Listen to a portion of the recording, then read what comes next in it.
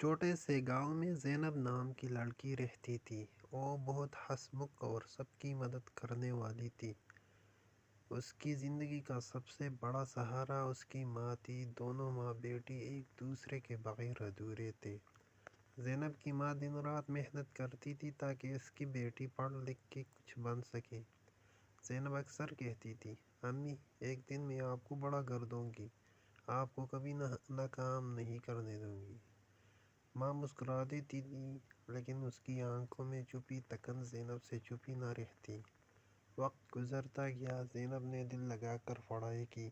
وہ ہر امتحان میں اچھے نمبر لاتی کیونکہ اسے صرف اپنی ماں کی خوشی چاہیے تھی۔ ایک دن زینب اسکول سے واپس آئی تو گھر کے باہر لوگوں کا ہجوم تھا۔ اس کا دل زور زور سے دھڑکنے لگا۔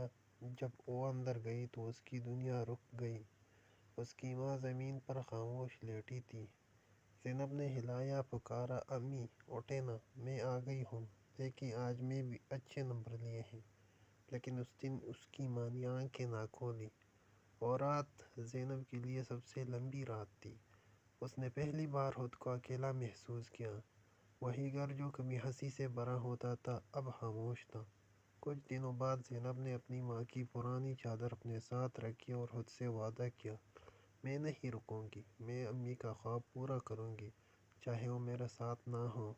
سال گزر گئے، زینب نے اپنی محنت سے کامیابی حاصل کی۔ ایک دن وہ اسی گاؤں میں واپس آئی، ایک بڑا گھر بنایا، لیکن اس کے گھر کے دروازے پر کھڑے ہو کر وہ صرف اتنا کہہ سکی، امی آج سب کچھ ہے بس آپ نہیں ہیں۔ کچھ خواب ایسے ہوتے ہیں جو ہم کسی کے لیے دیکھتے ہیں لیکن کبھی وہ لوگ ہی ساتھ نہیں رہتے، اس لیے جب تک آپ اپنے آپ کے ساتھ ہیں ان کے